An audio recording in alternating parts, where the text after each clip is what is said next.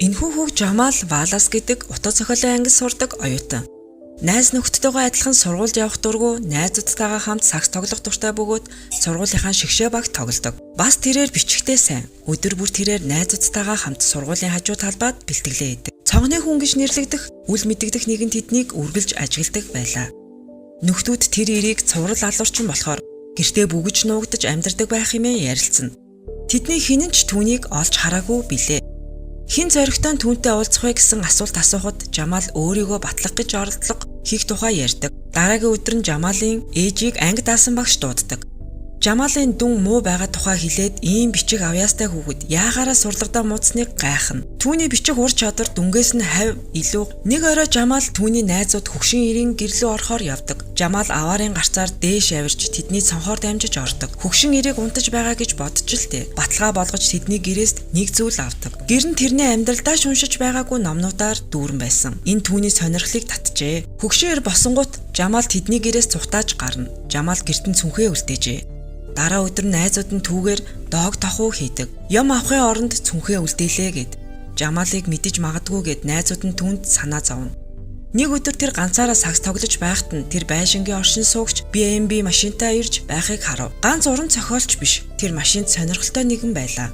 Түүнтэй яриа утсан боловч залуу түүний машинд нь хүрч магадгүй хэмээн таатаа хүлээж авсангүй. Жамал түүнд машины тухай мэдлэгээ гайхуулдаг. Тэр түүнд ямар нэг юм хэлэхгүйгээр түүнийг гайгаад л өнгөрлөө. Яг тэр үед нь хөгшөөр цүнхийг нь цонхоор нь гаргаад шидчихв. Гэртээ очиод цүнхээ шалгатал юу ч алдагдаагүй. Харин түүний тэмдэглэлийн дэвтэр дээрх бичвэрүүдийг засаж залруулсан байлаа. Бас түүнийг магтсан байв. Сайхан магтаа сонсон тэрээр дараа өдөр нь дахиж очихоор шийдэв. Гэртэн дураараа очисондоо уучлалт гуйж хөгшин ирээс бичих чадвартаа туслахыг хүснэ. Түүнийг сайнаар хүлээж авахын оронд буцаж ирэхдээ 5,000 үгтэй эсээ бичгийг шаардав. Тэр оройдоо даалгаврыг гүйцэтгэж буцаж ирлээ. Хөгшин ир түүнийг ийм зүйл хийн гэж бодсонгүй. Гэсэн ч түүнийг яахыг хүсдэг. Урам хугарсан хүү бичвэрээ хаалганы үдэнд үлдээгээд явв. Сургуулийн эрхлэгч болон анги даасан багш нь түүнийг хэдэн өдрийн дараа сурлагын дүнгээс нь болж өрөөндөө дуудана. Эрхлэгч түүнийг хувийн сургууль шилжихийг санал болгов. Анги даасан багш түүнийг төлбөрөө төлж чадахгүй санаа зовж байсан.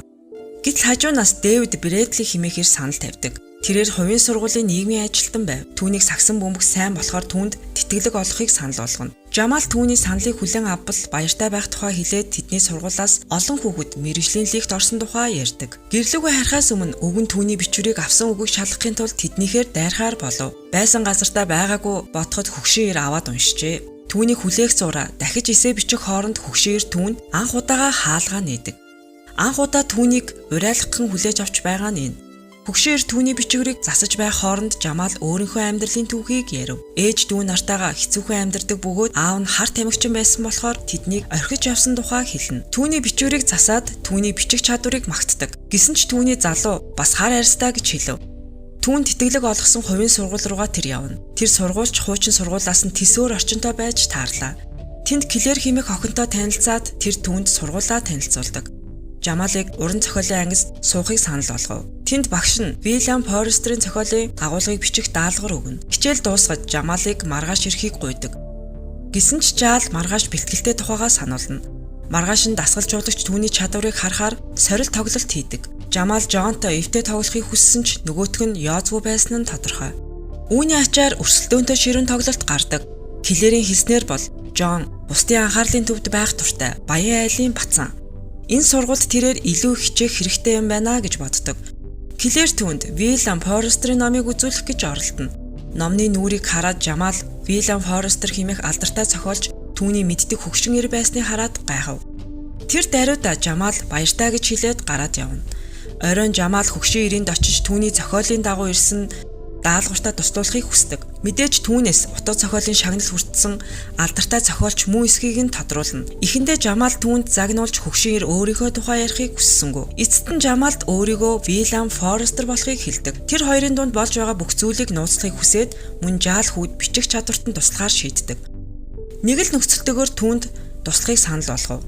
Хөгшөөрийн амьдрал болон гэр бүлийн талаар дахиж асуухгүй гэсэн нөхцөлтэйгээр сургууль дээр нь сурагчдын амралт болохоос өмнө уралдаанд оролцож байгаа хүүхдүүдийг эсээгээ өгөхийг шаардав. Жамал үргэлжлүүлэн зохиолчоос давтлага авсаар байдаг. Вильям Форестерийн номоор нь тухайн хувь хүнийг дүгнэх нь буруу гэдгийг хэлдэг. Харин зохиолч маань бусдын юу гэж дүгнэх надад огт хамаагүй. Инглигээд энэ нь үнэн болчихгүй гэж хэлдэг. Форестер түүнд бичих дүрмийн эхний алхмыг танилцуулна. Бичнэ гэдэг бол бодох биш, харин зүрх сэтгэл доторхоо уудалснаар зүрхнээс гарах үг хүний зүрхэнд хүрдэг тухай заадаг. Минутын дотор хэрхэн хурдан бичиж байгааг нь хараад гайхдаг. Жамал бичих гэж зовж байхад тэр түүнд нэг зохиолоос нь санаа авахыг зөвшөөрөв. Гэрт нь бичиж байгаа бүхэн гэрээс гарахгүй тухай сануулна. Жамал гэртээ сургууль дээр өгсөн даалгавраа хийв. Дараагийн өдөр нь Жамал болон Жонны тэмцэл улам ширүүсэж, зодоо ихэлснээр тэр хоёрыг торгуулаас шийтгэл оногдуулна. Тэр хоёрын аль нь нэг ч алдалгүй шидэж чаддаг. Бэлтгэлийн дараа Роберт түүнийг дуудаад түүний ур чадвар хэрхэн хурдан сайжирч байгаа тухай хилэнгээ нэг шөнийн дотор ингэж бичиж чадна гэж юу хэмээн итгэхгүй байлаа. Оройн түүнийг магтсан талаар яриа магтаал нь үнэнгээсээ сонсогдоогүй тухай ярьдаг. Форестер Робертыг таньдаг тухайгаа хэлнэ. Форестер түүнд өөрийнхөө номыг хэвлүүлснийхээ дараа Роберт номоо хэвлүүлэх гэсэн боловч татгалцсан тухай ярьдаг. Дахиж ном хэвлүүлэхийн оронд Роберт утга зохиолын багш болсон юм. Зарим нь сайн зохиолч болоход, зарим нь сайн багш болдог тухай хэлдэг. Дараагаар нь Жамал сургуулийн анхны тоглолтоо хийгээд тэр орой Жамал сайн тоглож маш их оноо авав. Хуучин сургуулийн найз нь түүнд баяр хүргээд цуг хамтдаа үдшилтэд очихыг санал болгоно. Тэр орой Клэрийн гэрт сургуулийн үдшилтэд уригдсан тухайгаа хэлдэг. Клэрийн аав нь сургуулийн удирдах зөвлөлийн гишүүн байж таарсан. Тэнд нэр хүндтэй хүмүүс байсан бөгөөд түүнийг сайн оноо авснаас болж хэд хэдэн санал тавьж байлаа. Жамалын амжилт Клэрийн анхаарлыг татаж түүнийг сонирхож эхлэв. Клэр сургуулийн баян хүүхдүүдийн нэгч гэсэн тэр хоёр сайн найзууд болсон. Тэрний сакс тоглох чадвар өсөө зогсохгүй. Түүний бичих чадварч гэсэн сайжирч Форестер хүртэл түүнийг магтаж байлаа. Жамал түүний дуусгаагүй хуучин ажлыг нь өөрийнхөө хэм маягаар бичиж дуусгадаг. Одоо хүртэл түүний номыг уншдаг талаар асуулаа. Тэгээд Форестер түүнтэй мөрийг тавихаар шийддэг. Дараа өдөр нь номын санд очиод маш олон хүн түүний номыг уншсныг олж мэднэ. Мөрийгөө алдсан Жамал түүнд оройн хоол авч өгөв. Хоолоо идэж байхдаа эсэний уралдааны талаар түүнд хэлнэ. Өөрийнхөө бичсэн эсээг нь олон хүмүүсийн өмнө унших шаардлагатай хэлдэг. Форестер түүнд бичвэрийг нь зохиолч нь биш өөр хүмүүс унших ёстой гэж хэлнэ.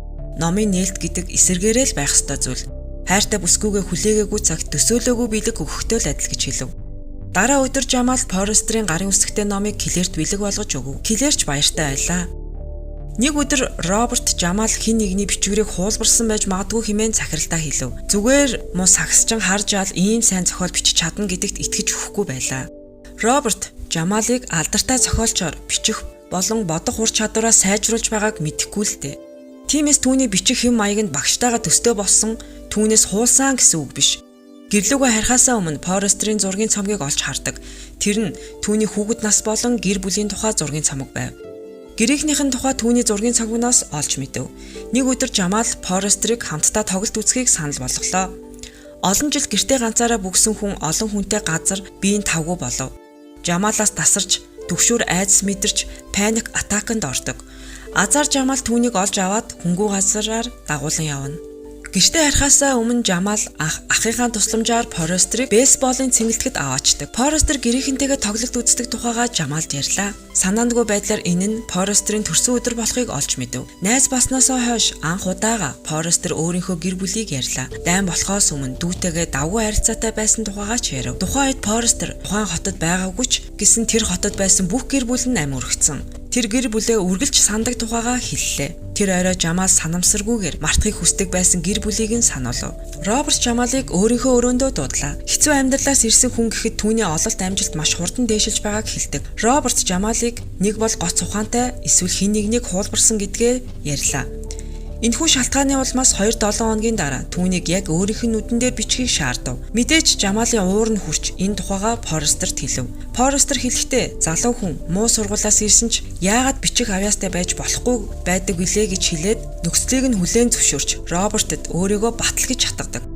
Тэгээд 2-7 хоногийн дараа Роберт хүснээр нь хамт сууж байхдаа бичдэг. Нүдэрээ харсан ч Жамалыг Форестерийн цохиолоос санаа авсан гэж бодно. Ингэсэн ч Жамал өөрийнхөө бичвэрийг эсэний уралдаанд явуулав. Дараа хичээл дээр Роберт алдартай яруу найрагчийн мөрийг иш татан хичээл анхаарахгүй байсан сурагчаас асуулт асууж түүнийг ангийнхан өмнө эвгүй байдалд оруулдаг. Жамал түүнийг дэвчиж чадалгүй ангийнхан хүүхдэд туслана. Роберт Жамалыг мэдлэгээрээ биш спортороо явсан дээр гэж хэлэх үед багшийнхаа буруу бодлыг засах, хариулт хэлэх үеэр тэгвэл иш татсан өгүүлбэрийг дуусгахыг Жамалд даалгадаг. Харин Жамал амархан өгүүлбэрийг дуусгав. Жамалыг доош нь хийж чадаагүй багш түүнийг ангиас хөөлөв. Хичээлээс хөөгцсөн Жамал ууртай байв. Дахиад түүнийг Роберт дууддаг. Энэ удаад Клэрийн аав болон сургуулийн захиралтай хамт байлаа. Жамалыг эсээгээ хуусан талаарх нотлогоог олж ирдэг. Форестрийн 1960 оны сонин твлэгдсэн өгүүлэлгийг харуулв.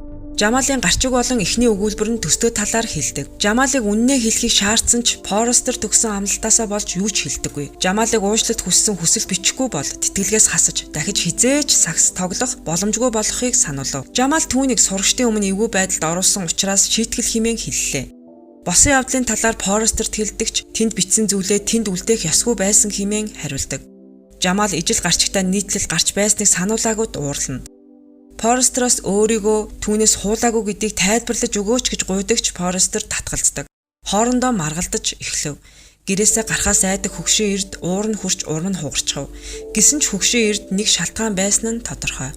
Улирлын авраг болох тоглолтоос өмнө Клэрийн аав түүнд авраг авч чадвал түүнийг хамгаалахаа амладаг. Хүү шууд л зөвшөөрдөг. Тоглолт ширүүн байсан. Жон Жамал хоёр хамаг чадлаараа тоглосон ч нэг оноогоор дутуу байлаа. Жамалд хоёр торгуулан шидэлт хийх боломж олдов. Түүнийг алдлагууд оруулна гэдэгт бүгд итгэлтэй байсан. Шидэлтээ алдснаар багтаа цомыг авчирч чадсангүй. Форестероос ахуулаад хүн бүр түүн сэтгэл дундуур үлдлээ. Тэр оройноос авиаслаг тоглогч маань хамгийн том азгүй амьтан болсон. Сэтгэлээ онгойлгох гэж нийтийн номын санд Форестер зориулж захаа бичв. Гэртээ Жамалын Форестерт бичсэн захидлыг ах нь олоод түүнд өөрийн биеэр аваачиж өгөөд энэ захааг тоглолтынхон дараа бичсэнийг түүнд хэлдэг. Дараа нь Жамал эсээний уралдаанд өөрийнхөө бичвэрийг уншихаар ирдэг. Найзууд болон Роберт түүнийг ирснийг хараад гайхна. Жамалыг харсан ч тэр бусад оролцогчдыг харахыг хүссэн. Роберт үйл ажиллагааг дуусгахыг оролдсон ч Форестер тэднийг алмаар олон орж ирнэ. Хэдэн үг хэлэх зөвшөөрөл авлаа. Мэдээж Форестер тэнд хүндтэй хүн байсан бөгөөд түүнийг харсан Жамал алмарын гайхна. Яах гэж сургуульд ирснийг сонирхож байсан нь тодорхой. Ханан дээр хөрөг зураг байгаа алдартай зохиолч болохоо танилцуулдаг. Тэр өөрийнхөө авчирсан эсээгээ олонний өмнө уран яруу тодоор уншихад зааланд байсан хүмүүс түүнд ховстуулсан юм шиг боллоо. Эсээг уншиж дуусгаад Форестер эндрээс був. Роберт Форестерийн уран яруу бичих чадварыг нь цаашаа магтсан юм. Форестер эрхээ асуусан найзынхаа өмнөөс түүний эсээг уншиж өгснөө хэлдэг. Роберт Жамалыг Форестерийн найз гэхэд итгэж өгөхгүй байсан. Жамал найзынхаа хэлсэн амлалтандаа хүрсэн шудраг зан чанарыг магтаад өмнөх эсээ нь Жамалын эсээ мөн болохыг баталдаг.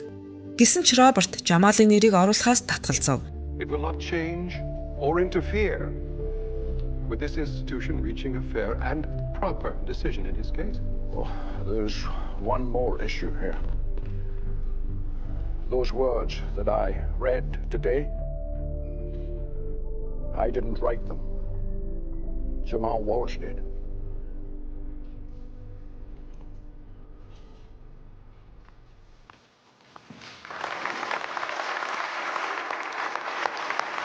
Quiet. Quiet. Quiet, please. Be still. Shut. Quiet, please. That has no bearing on the decision concerning Mr. Dutton. As director of this competition, I have final say. Robert, sit down. Дөнгөж сайн уншсан эсээг Жамал бичсэнийг ойлгуулахад сургуулийн захирал шууд шийдвэрээ гаргаж Жамалыг сахилгын шийтгэлээс нь чөлөөлөв. Энэхүү эргэн ирэлтийн дараа Жамал толгоо өд өрөөнөөс гарсан юм. Үүний дараа Жамалд дахин заах зүйл үлдээгүй бөгөөд түүний загтал түүний сэтгэлийг хөдлөсөн тухай хэлдэг. Форестер орон сууцаа орхиод өөрийн төрлөг нутаг болох Шотланд руугаа буцахаар болжээ. Жил өнгөрч тэр сургууль дээр маш олон тэтгэлгийн санал авдаг. Нэг өдөр нэгэн өмгөөлөгч сургууль дээр түүнтэй уулзав. Жамалд Форестерийг хор тавдраар нас барсан тухай мэдээ дуулгана. Гэрт байгаа ном болон гэр орноо түүнд өвлүүлсэн байлаа. Дараа нь ээж ах хоёртойгоо түүний байшинд нүүж ордог. Киноны төгсгөлд Вильям Форестер Жамалтай хамт өнгөрүүлсэн өдрүүдэд зохиол болгоод бичсэн байлаа. Энэ бол мэдээж түүний дуусгаагүй байсан сүүлийн ажил нь дуусныг харуулдаг.